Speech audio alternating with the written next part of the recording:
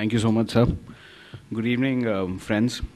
Um, I'd like to actually extend what Dr. Nagar just said. I'd like to talk about family-run hospitals and what constraints we face, and in terms of accreditation, in terms of motivating ourselves to get accreditation, to get NABH, and why eventually we at Jeewan Mala decided that accreditation is the way forward, or why did we actually get ourselves now. I mean, we have the final assessment due next week. So, first of all, constraints. I feel the number one constraint today for a small family run hospital is the whole mindset of the doctor owner. The doctor owner has to gear himself and prepare himself to understand that NABH or accreditation is perceived as a tangible benefit. It's perceived as if we invest in an equipment the same way we invest in accreditation, we invest in quality. It's a long-term benefit. So the owners have to understand that it is a tangible benefit, maybe a long-term investment, but it ultimately brings benefit to the hospital, to the small 50-bedded or 100-bedded hospital. Second constraint that a family-run hospital or our hospital faced was physical infrastructure. We were just not prepared for NABH.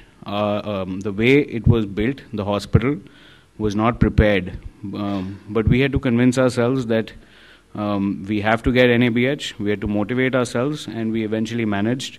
Dr. Gyani actually, we went to Dr. Gyani. He has played a fundamental role in motivating us. So we actually did a lot of changes to the physical infrastructure, and finally now ours is NABH approved. The second biggest constraint that we face is human resource motivation. I think to convince doctors to write in their files, to write their names after the signature was the single most constraint that I faced.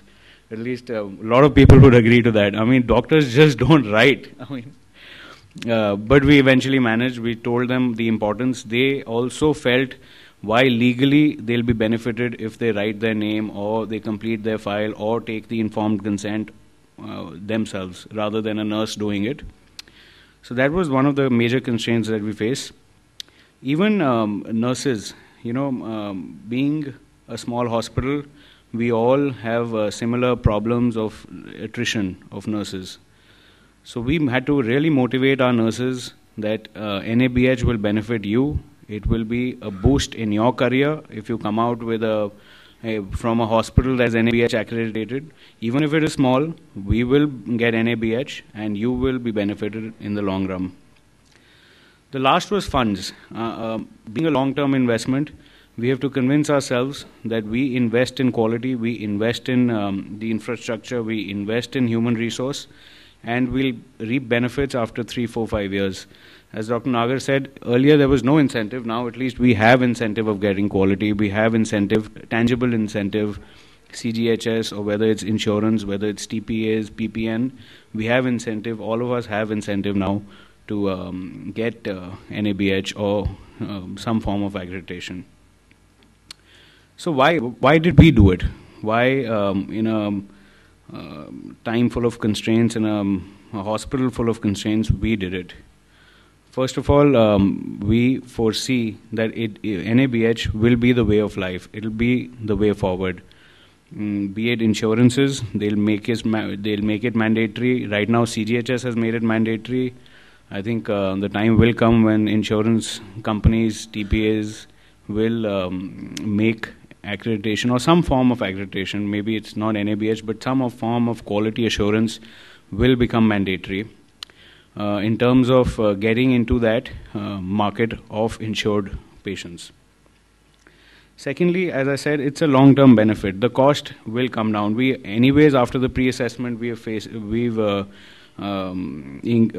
cost has come down for us after pre-assessment. For example, I'll tell you, our OPD now is we were facing a lot of problems in terms of OPD assessments, OPD timings. Now, as we monitor we also realized where we can improve, and we have improved. So our OPD timings have become better. Our OT in, patient out timings have become better.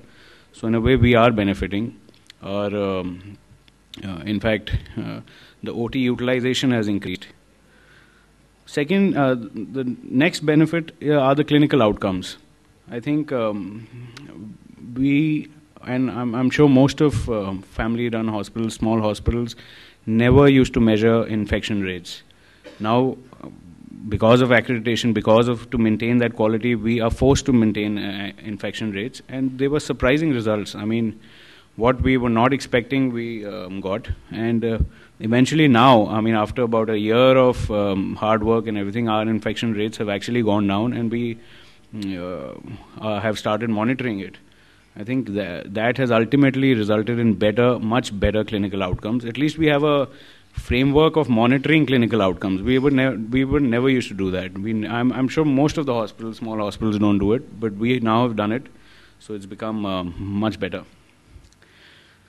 Thirdly, human resource. As I said, that we gave the motivation, we motivated nurses, and believe me, since 1 year, no nurse has left our hospital. So that's been a very motivating factor. In fact, now they are wanting to stay with us. Our doctors are wanting to stay with us because they all feel that they are themselves getting benefited. The nurses, the paramedics, their regular training programs, they feel, some value the hospital is also adding to their career, to their resume. And ultimately, the attrition rates have gone down. In fact, it's become zero now. So I think these were the constraints of family hospitals that we face every day. The reasons I told you. Going forward, I'm actually associated with Nova Medical Centers also, which are basically daycare surgical centers. Going forward, in fact, we are working with Dr. Gyani to form standards, NABH or accreditation standards for daycare surgical centers. I'm sure in due course of time we will work hard, and Dr. Bhatt, I think, is already in touch with you, and we'll form standards for our daycare surgical centers also. Thank you so much.